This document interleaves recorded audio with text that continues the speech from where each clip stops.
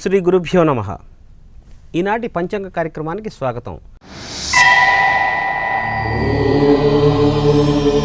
నేటి ఇంగ్లీష్ తేదీ జూన్ 3వ తారీఖు 2013వ సంవత్సరం. నేడు సోమవారం. వైశాఖ మాసం కృష్ణపక్షము దశమి నేటి మధ్యాహ్నం 12:19 వరకు ఉండటం జరిగింది. నేటి నక్షత్రం ఉత్తరాభాద్ర ఉదయం 8:11 వరకు ఉన్నది. దాని తర్వాత రేవతి నక్షత్ర ప్రవేశం జరిగి ఈ రోజు మొత్తం ఉండటం జరుగుతుంది. ఆయుష్మాన్ అనే యోగము నేటి సాయంత్రం 4:30 వరకు, భద్ర అనే కరణము నేటి మధ్యాహ్నం 12:19 వరకు, ఆ తర్వాత భవ అనే కరణము నేటి రాత్రి 12:50 వరకు. నేడు అమృత గడియలు లేవు. దుర్ముహూర్తము నేటి మధ్యాహ్నం 12:39 నుంచి ప్రారంభమై నేటి మధ్యాహ్నం 1:30 వరకు. అలాగే తిరిగి దుర్ముహూర్తము నేటి మధ్యాహ్నం 3:15 నుంచి ప్రారంభమై నేటి సాయంత్రం 4:07 వరకు ఉన్న కాలాన్ని దుర్ముహూర్త కాలంగా చెప్పబడింది. వర్జ్యకాలము నేటి రాత్రి 8:59 నుంచి ప్రారంభమై నేటి రాత్రి 10:42 వరకు ఉన్న కాలాన్ని వర్జ్యకాలంగా చెప్పబడింది. ఇది ఈనాటి పంచాంగ వివరాలు. మన పంచాంగం కార్యక్రమంలో గురుగ్రహం యొక్క మార్పు, ఆ గురుగ్రహం యొక్క మార్పు వల్ల ద్వాదశ రాశుల వారికి ఎటువంటి ఫలితాలు కలగజేశాయనే అంశాన్ని మనం సమీక్ష చేసుకుంటున్నాం. ఆ పరంపరలో ఈ రోజున వృశ్చిక రాశి వారికి గురుగ్రహం మార్పు వల్ల కలిగే శుభ అశుభ ఫలితాల గురించి చూద్దాం. వృశ్చిక రాశి నైసర్గిక భచక్రంలో అష్టమ రాశి. అష్టమ రాశి అనగానే మనకి మామూలుగా రంధ్రస్థానం అంటాం. అది అష్టమం అంటే కష్టాలు అని చెప్పి, లేక ఆయుర్దాన్ని కూడా తీసుకుంటూ ఉంటాం. కాబట్టి ఆయుర్దాం అనగానే మనకి అమ్మో ఉంటామా ఉండమా అని చెప్పి మనకి ఒక విధమైన భయం కలుగుతూ ఉంటుంది. కాబట్టి అష్టమ స్థానం అంటే భయం ఉన్నది. అలాగే అష్టమ స్థానానికి ఆకస్మిక ధనలాభాలు అష్టమంలోనే ఉన్నాయి, ఆకస్మిక ధన నష్టాలు అష్టమంలోనే ఉన్నాయి. కాబట్టి మన మామూలు తృతీయ నుంచి చూస్తున్నప్పుడు అష్టమానికి ఒక లెక్కలో మనం చూసుకోవాలి అది. కాబట్టి అలా మనం అన్నీ ఒక పద్ధతి ప్రకారంగా కనుక వెళ్ళినప్పుడు తృతీయం నుంచి మళ్ళీ షష్టమం అవుతుంది అష్టమం. అలాగే సప్తమం నుంచి చూసుకున్నప్పుడు దశమం అవుతుంది. సప్తమం నుంచి చూసుకున్నప్పుడు మనకి ద్వితీయ స్థానం ఎప్పుడైతే ఈ యొక్క అష్టమం అయిందో అంటే ద్వితీయానికి మారకం 2, 7, 8, 12 స్థానాలు మారక స్థానాలుగా చెప్పారు జ్యోతిష్ శాస్త్రంలో. మారకం అంటే స్వల్పమైన గండం, అంటే స్పీడ్ బ్రేకర్ లాగా మన జీవితానికి ఒక చిన్న స్పీడ్ బ్రేకర్ వస్తూ ఉంటుంది. అంటే ఆరోగ్యపరంగా కొంచెం ఇబ్బంది పెడుతూ ఉంటుంది. అంతే తప్పితే గోచారపరంగా అష్టమంలో ఈ యొక్క గ్రహం వచ్చిందని కానీ అష్టమరాశి మందయింది కానీ మనం భయపడాల్సిన అవసరం లేదు. కాబట్టి జ్యోతిష్యం ఎప్పుడైనా సరే గుర్తుపెట్టుకోండి, కేవలం సూచిత శాస్త్రం, అప్లైడ్ సైన్సెస్ కిందకి దీన్ని తీసుకున్నాం. రాబోయే ఆపద వస్తోందయ్యా, కొంచెం జాగ్రత్త జాగ్రత్త జాగ్రత్త అని తెలియజేసేది మాత్రమే జ్యోతిష్ శాస్త్రం. కాబట్టి ఆపద వస్తోంది కాబట్టి ఆపదని తప్పించుకునే ఉపాయం ఏదైనా ఉందా అని ఆలోచించుకుని దాని ప్రకారంగా వెళ్ళాలి. పరీక్షలు పోస్ట్పోన్ అయినాయి అనుకుందాం అంటే దాని అర్థం ఏంటి? మనం ఇంకొంచెం బాగా కష్టపడి చదవాలి. ఎందుకంటే ఎప్పుడైతే పోస్ట్పోన్ అవుతాయో మనకి ఆ పరీక్షల మీద ఒక శ్రద్ధ తగ్గిపోతుంది. పోస్ట్పోన్ అయినాయి కదా, ఒక వారం రోజులు టైం ఉంది కదా, నెమ్మదిగా చదువుకుందాంలే అని చెప్పి ఒక అశ్రద్ధ, లీనియన్స్ అనేది మనకు వస్తుంది. ఆ లీనియన్స్ ఎప్పుడైతే వచ్చిందో మనం చక్కగా చదువుకోలేము. పోస్ట్పోన్ అయినాయి కాబట్టి ఇంకొంచెం శ్రద్ధగా కనుక చదివితే తప్పనిసరిగా ఆ విద్యార్థి బాగా ఫస్ట్ క్లాస్లో పాస్ అవుతాడు, మంచి డిస్టింక్షన్ వస్తుంది. కాబట్టి ఇలా వచ్చేది ఎంతమంది? కాబట్టి జ్యోతిష్యం కూడా అట్లాంటి సూచిత శాస్త్రం.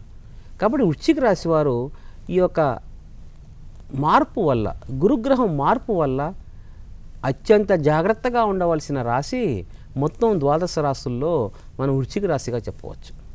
ఎందుకంటే వృశ్చిక రాశిలో వచ్చే నక్షత్రాలు మనం కనుక గమనిస్తే విశాఖ నక్షత్రం యొక్క 4వ పాదము, అనురాధ, జ్యేష్ఠ.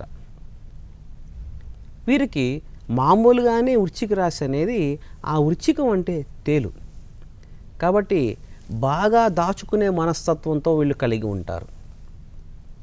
ఏది నిగూఢంగా ఉంటూ ఉంటారు. అదను చూసి టక్కుమని చెప్పి ఇట్లా వాళ్ళు వారి యొక్క నైసర్గికంగా ఉన్న స్వబుద్ధిని చూపిస్తూ ఉంటారు. కాబట్టి ఇలా వృశ్చిక రాశి వారు ఉన్నారు. కాబట్టి ఆ వృశ్చిక రాశి వారికి ఏలినాటి శని ప్రభావం ఉన్నది. గురువు సప్తమ రాశి నుంచి అష్టమంలోకి రావటం జరిగింది. కాబట్టి ఈ 2 విధాలుగా వీరు చాలా బాగా జాగ్రత్తగా ఉండాల్సిన రాశి మొత్తం భచక్రంలో కేవలం వృశ్చిక రాశిగా మనకి చెప్పబడింది. కాబట్టి వీలైనంత వరకు వీరు చాలా జాగ్రత్తగా ఉండి, వీలైనంత వరకు మీ దగ్గరలో ఉన్న జ్యోతిష్శాస్త్ర పండితుడిని కలవండి. కలిసి దశ అంతర్దశ కూడా మీకు ప్రతికూలంగా ఉంటే కనుక ఈ ఫలితాలు దోష ప్రభావం ఏదైతే ఉందో కొంచెం ఎక్కువగా ఉంటుంది. లేకపోతే మీ దశ అంతర్దశ మీకు అనుకూలంగా ఉంటే కనుక ఆ యొక్క దోషాలు అనేవి కొంచెం తగ్గుమొహం పడతాయి. కాబట్టి వీలైనంత వరకు వృశ్చిక రాశి వారు నూతన వ్యాపారాల జోలికి ఎటువంటి పరిస్థితుల్లో ఈ సంవత్సరం వెళ్లకుండా ఉంటే అనుకూలంగా ఉంటుంది. నూతన వ్యాపారంలో పెట్టుబడులు పెట్టడం కానీ, బిజినెస్ ఎక్స్పాన్షన్ చేయాలని చెప్పి ఆలోచన కానీ, ఇట్లాంటివన్నీ ఏమన్నా కనుక వృశ్చిక రాశి వారికి కనుక ఆలోచన కనుక కలిగి ఉన్నట్టయితే కనుక దాన్ని వీలైనంత వరకు వాయిదా వేసుకుంటే కనుక మీకు అనుకూలంగా ఉంటుంది. అలాగే విదేశాలకి వెళ్ళాలని మీ ప్రయత్నం ఏదైతే ఉన్నదో మీకు చాలా ఖచ్చితంగా కనుక అవతల వ్యక్తులు మీకు సహాయపడతారో అనుకుంటే మాత్రమే విదేశీయాన ప్రయత్నాలు చేయండి. అలాగే వృశ్చిక రాశిలో ఉన్న విద్యార్థులు ఎవరైతే ఉన్నారో విద్యార్థులు వీలైనంత వరకు మీ ఉపాధ్యాయులు కానీ, మీ లెక్చరర్స్ కానీ, ప్రొఫెసర్స్తో కానీ సమన్వయం పాటించండి. ఎందుకంటే మీకు ఏలినాటి శని ప్రభావం, గురుగ్రహ ప్రభావం రెండూ కొంచెం అనుకూలంగా లేవు. కాబట్టి మీకు వీలైనంత వరకు వారిని డామినేట్ చేసే ప్రయత్నం మీరు చేస్తారు, విద్యార్థులు చేస్తారు. ప్రొఫెసర్స్ని కాదని లేక వాళ్ళకి ప్రతికూలంగా వ్యవహరించటము, వారిని కాదని చెప్పి వ్యవహరించడం, ఇట్లావన్నీ చేయటం వల్ల మీ విద్యా సంవత్సరం కొంచెం పాడయ్యే అవకాశాలు ఉన్నాయి. కాబట్టి వీలైనంత వరకు వృశ్చిక రాశిలో ఉన్న విద్యార్థులు ఎవరైతే ఉన్నారో వారు అటువంటి చర్యలు తీసుకోకపోయినా వాళ్ళ తల్లిదండ్రులు ఈ విద్యార్థుల్ని కొంచెం సవ్యమైన మార్గంలో పెట్టే ప్రయత్నం మీరు చేయండి. కొంచెం విద్య అనేది కొంచెం తగ్గవచ్చు. కాబట్టి అంత మాత్రాన పిల్లల్ని మీరు బాగా కసురుకుని వాళ్ళని బాగా టైట్గా మీరు చేసేస్తే కనుక విద్యార్థులకి కానీ పిల్లలకు కానీ వారికి స్వతంత్రం పోయిందనే ఉద్దేశంలో ఇంకొంచెం ఎక్కువగా వారు బాధపడేందుకు అవకాశం ఉంటుంది. కాబట్టి వీలైనంత వరకు చక్కగా నచ్చజెప్పి బుజ్జగించి ఈ యొక్క వృశ్చిక రాశిలో ఉన్న సంతానాన్ని కొంచెం జాగ్రత్తగా చూసుకోండి. అలాగే వృశ్చిక రాశిలో ఉన్న లాయర్స్ ఎవరైతే ఉన్నారో వారికి ఈ సంవత్సరం చాలా అనుకూల ఫలితాలు కలుగుతూ ఉంటాయి. వాళ్ళకి వీలైనంత వరకు వారికి లాయర్లకి అలాగే క్రిమినల్ లాయర్స్కి ప్రత్యేకించి, అలాగే క్రిమినల్ లాయర్స్కి, సర్జన్స్ ఎవరైతే ఉంటారో సర్జన్స్కి ఈ సంవత్సరం అనుకూల ఫలితాలు కలుగుతాయి. మిగిలిన వారికి కొన్ని స్వల్పంగా ప్రతికూల ఫలితాలు కలిగేందుకు అవకాశం ఉంది. కాబట్టి వీలైనంత వరకు ఈ వృశ్చిక రాశి వారు మీకు అంటే చిన్న చిన్న మామూలుగా చేసుకోవాల్సిన దోష పరిహార ప్రక్రియలు మీకు దగ్గరలో ఉన్న ఏవైనా కనుక మీరు బ్రేక్ఫాస్ట్ చేస్తూ ఉంటారు ఉదయం పూట, ఆ టిఫిన్ చేసే కంటే ముందర కాకులు వస్తూ ఉంటాయి ఇంటి ముందరకి. ఆ కాకులకు సంబంధించిన వరకు ధాన్యం ఏదో ఒకటి పెట్టండి. ధాన్యం కానీ లేక మీకు తోచిన పదార్థం ఏదైనా సరే ఆ కాకులకు వేస్తూ ఉండండి. అలాగే మీరు బయటికి వెళ్ళే సమయంలో మీకు ఏదైనా వీధి కుక్కలు అంటూ ఉంటాయి. అది నలుపుదా, ఎర్రదా, తెల్లదా దాంతో మీకు సంబంధం లేదు. వాటికి సంబంధించినంత వరకు కొన్ని బిస్కెట్లు ఏవైనా మీరు వేస్తూ ఉండండి. అలాగే ఈ గురుగ్రహానికి సంబంధించినంత వరకు గురుగ్రహం మార్పు మనకి జరిగింది. కాబట్టి ఈ గురుగ్రహానికి సంబంధించినంత వరకు మీరు తప్పనిసరిగా గురుగ్రహ శాంతి హోమం జరుగుతున్నప్పుడు ఎక్కడైనా సరే దాంట్లో పార్టిసిపేట్ చేయండి. దాంతో పాటుగా మీకు వీలైనంత వరకు ఈ గురుగ్రహానికి సంబంధించి దక్షిణామూర్తి అనుగ్రహం మీకు కావాలి. కాబట్టి దక్షిణామూర్తి అనుష్ఠానం మీరు చేయించుకోండి. దాంతోపాటుగా దక్షిణామూర్తి హోమాన్ని చేయించుకోండి. ప్రత్యేకించి దక్షిణామూర్తి హోమం ఎవరు చేసుకోవాలయ్యా అంటే విద్యార్థులు ఎవరైతే ఉన్నారో వారి విద్యా సంవత్సరం నష్టం కాకుండా ఉండటానికి ఈ దక్షిణామూర్తి అనుష్ఠానం, దక్షిణామూర్తి హోమం తప్పనిసరిగా మీరు చేసుకోవాలి. అలాగే విద్యా దక్షిణామూర్తి, మేధా దక్షిణామూర్తి, దక్షిణామూర్తిలో మొత్తం 11 రకాల దక్షిణామూర్తి యొక్క అవతారాలు మనకు కనిపిస్తున్నాయి. కాబట్టి ఎవరికైతే విద్య కావాలో వారు విద్యా దక్షిణామూర్తిని మనం తప్పనిసరిగా ప్రసన్నం చేసుకోవాలి. అలాగే హయ్యర్ స్టడీస్ అంటే ఎవరైతే విదేశీయాన ప్రయత్నాలు చేయాలనుకుంటున్నారో వారు హైగ్రీవ హోమం, హైగ్రీవ ఉపాసన చేసుకోవాలి.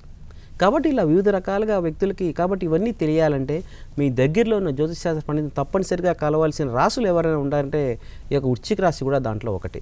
కాబట్టి వృశ్చిక రాశి వారు మీకు వీలైనంత వరకు దగ్గరలో ఉన్న జ్యోతిషశాస్త్ర పండితుడిని కలవండి. దాంతోపాటుగా ముఖ్యంగా గుర్తుపెట్టుకోవాల్సిన అంశం ఏంటంటే వృశ్చిక రాశి వారు మీ కులదేవత ఎవరైతే ఉన్నారో ఆ కులదేవత ఆరాధన తప్పనిసరిగా చేయండి.